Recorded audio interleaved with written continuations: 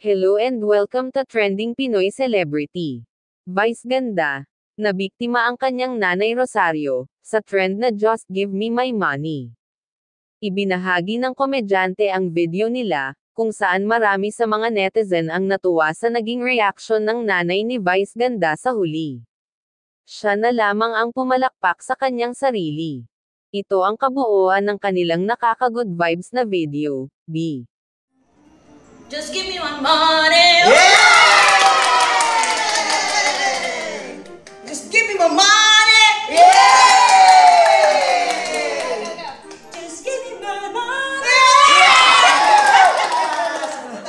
Just give me my money. Just give me my money.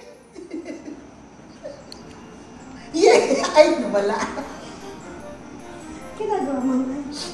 Simple-simple lang. Wala, hindi ko parang sumunod. Nakalimutan ko. Ay, nakakatawa din yan. Mali na nga yung ginawa mo. Natatawa ka pa? Natatawa ko sa inyo. Ay, naka-record. Oo nga.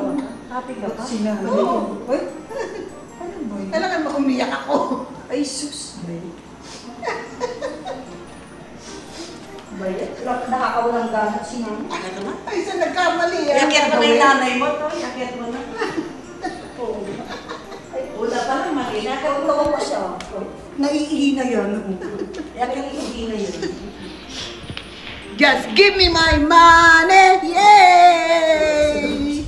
Hindi ako na lang, ayaw nyo. Kaya.